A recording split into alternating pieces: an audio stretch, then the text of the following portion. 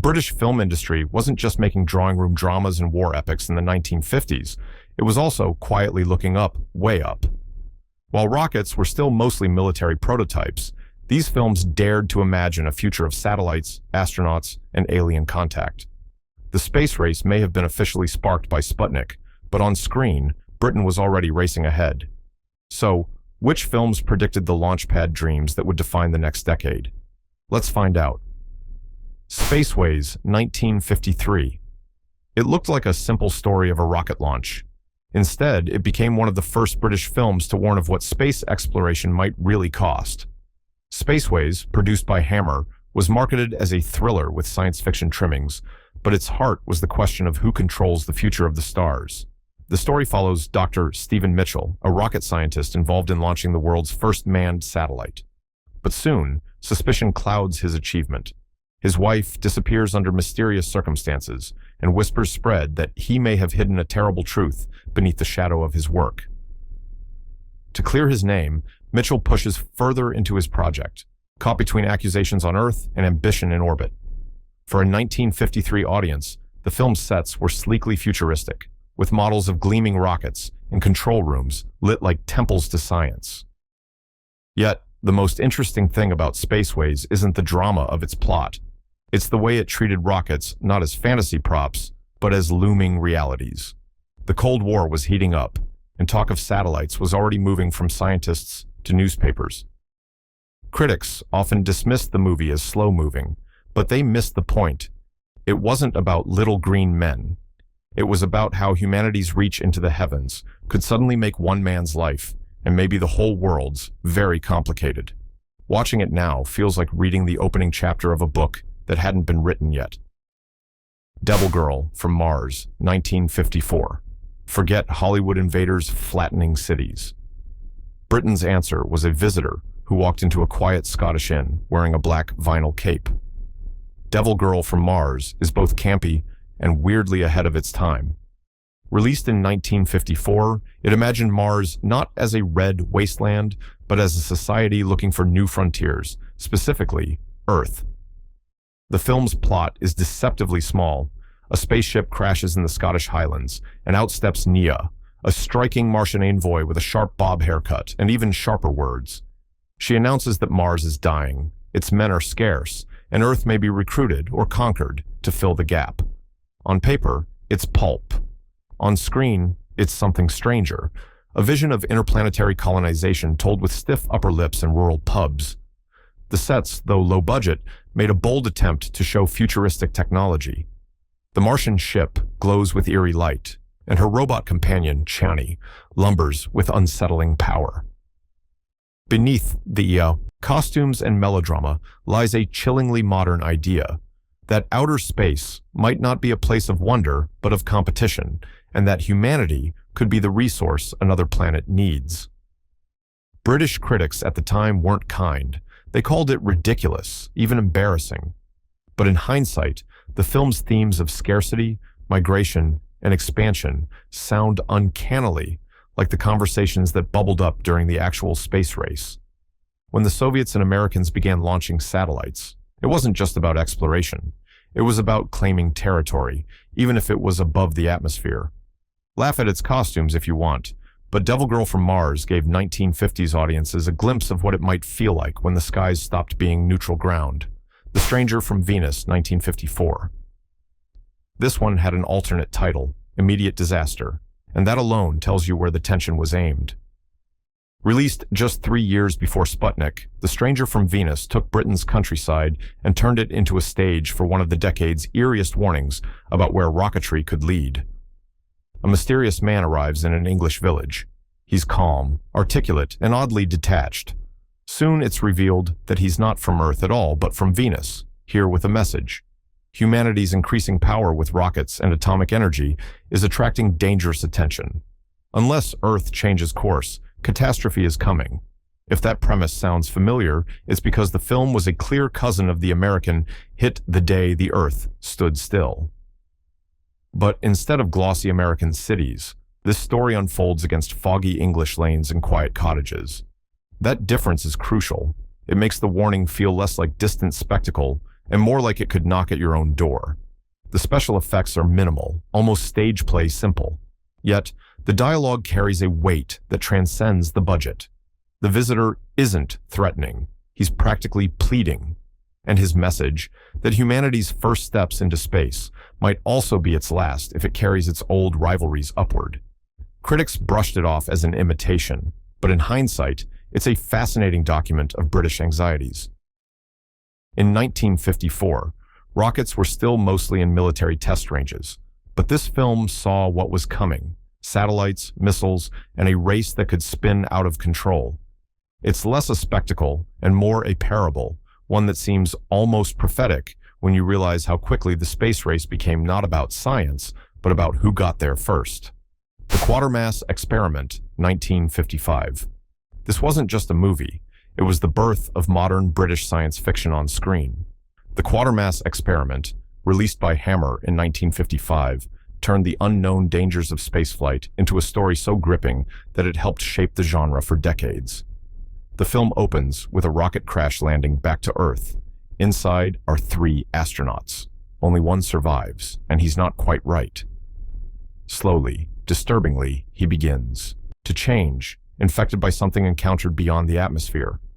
The transformation is grotesque, but it's also symbolic. What if humanity's race to reach space brought back consequences it couldn't understand? Professor Bernard Quatermass, played with steely resolve, becomes the anchor. He's a scientist, but also a moral force, pushing past disbelief to confront what's unfolding. The film's pace is relentless, as the survivor mutates and spreads a creeping threat across London. What made the Quatermass Experiment revolutionary wasn't just its monster, it was its grounding in realism. Rockets weren't fantasy props here, they were drawn from the actual headlines of the era, with engineers working feverishly in both East and West to push into orbit. Audiences didn't need to stretch their imagination far. They were already reading about test flights and prototype capsules in the newspapers. The movie was such a shock that it was released under the X certificate rating in Britain, which only added to its notoriety. Audiences flocked to see it, not just for scares, but for the way it connected directly to the questions everyone was asking. What's out there? And what will happen when we bring it back? Without Quatermass, there's no Doctor Who, no Hammer sci-fi boom, and arguably no British foothold in the genre. It was the film that proved the stars were both thrilling and terrifying. Quatermass. 1957. 2 years later, Hammer doubled down. Quatermass 2 wasn't just a sequel. It was a leap forward in paranoia, blending fears of infiltration with the unstoppable march of rocket technology. The story begins with Quatermass preparing plans for a permanent moon base, an idea that sounded wild in 1957, but was on NASA's whiteboards within a decade. While inspecting a supposed government facility, he stumbles upon a horrifying truth. Something alien is already here, quietly shaping Britain's future without anyone realizing it. The film plays like a conspiracy thriller mixed with science fiction. There are secret factories, ordinary workers behaving strangely, and a creeping sense that the space race might already be lost, not to another country, but to another species. It's not subtle, but that's what makes it work. Visually, the movie expanded on its predecessor, with bigger sets, larger crowd scenes, and a more ambitious scope. What makes it truly prophetic, though, is the way it treats rockets and bases as the natural next step for humanity. In 1957, the same year this movie was released, the Soviet Union launched Sputnik. Suddenly, the world woke up to the reality that satellites weren't just theory, they were already orbiting. Critics often debated whether the Quatermass films were horror or sci-fi, but in truth, they were both. They tapped into primal fears while also wrestling with real scientific progress. Quatermass 2 stands out because it wasn't content with showing what space could do to us. It asked, what might already be happening while we looked away? In hindsight, its moon-based dreams and paranoia about hidden control feel like eerie previews of both NASA's Apollo ambitions and the decades of space-age suspicion that followed. Satellite in the Sky, 1956. This wasn't pulp. This was Britain trying to show the future before anyone had actually stepped beyond Earth. Satellite in the Sky was the country's first science fiction film shot in CinemaScope, and it was determined to look bigger, bolder, and more convincing than anything before it. The story centers on a manned orbital mission, years before the Soviets sent Yuri Gagarin into space. The plot follows a test flight to launch a satellite that will circle the Earth, a vision that felt far-fetched in 1956, but was just around the corner in real life. On board, tensions mount as the crew discover they're not just guinea pigs for science, but potential pawns in international competition. The visuals were striking for the time: sweeping shots of rocket gantries, detailed interiors of a spacecraft, and long sequences showing the challenge of life away from gravity. The filmmakers wanted realism, and while the effects look dated now, they carried an authenticity that audiences weren't used to. This wasn't space as fantasy. This was space as tomorrow's newspaper headline. What makes Satellite in the Sky stand out is its ambition. It imagined an orbital future at a time when even satellites were still on drawing boards. When Sputnik launched just 1 year later, the film's vision of circling the planet felt less like fiction and more like prophecy. It didn't earn the box office splash Hammer's Quatermass series did, but it remains a fascinating artifact. It's Britain saying, yes, we see where this is heading, and we can imagine it too. The Gamma People, 1956. Not every film about rockets and science pointed skyward. Some turned the lens on what might happen if unchecked science ran wild here on Earth. The Gamma People is one of those strange hybrids, part Cold War allegory, part pulp sci-fi thriller, with a dash of eerie experimentation. Set in a fictional Eastern European state, the film follows two journalists whose train accidentally takes them into a totalitarian regime ruled by a power-hungry scientist. His weapon isn't an army. It's radiation experiments turning children into either geniuses or mindless drones. It sounds absurd today, but in the 1950s, this idea was loaded with anxiety about what science and rockets might unleash. The connection to the space race isn't direct rockets, astronauts, or satellites. Instead, it's the warning. If nations pursue scientific dominance without ethics, they risk creating futures that are monstrous rather than miraculous. The chilling idea of science reshaping humanity, not for progress, but for control, hit hard with audiences already living under the shadow of East versus West rivalry. Visually, it feels cheaper than many of its contemporaries, but the black and white cinematography adds a certain documentary edge. And while it's often filed away as a forgotten mid-tier British effort, its themes of science used for competition rather than collaboration resonate with the exact fears the space race ignited. You don't need spaceships when your villains are already showing what unchecked progress can do. That's the quiet brilliance of the Gamma People, The Man in the White Suit, 1951. Not all science fiction had to be about rockets and aliens. Sometimes it was about a laboratory invention that threatened to change the world just as much. The Man in the White Suit, released by Ealing Studios in 1951, is one of the cleverest British sci-fi films of the decade, and while it plays as comedy, its questions about scientific progress were dead serious. The film follows Sidney Stratton, a meek but brilliant chemist who discovers a fabric that never wears out, never stains, and never fades. He believes he's just given humanity a miracle.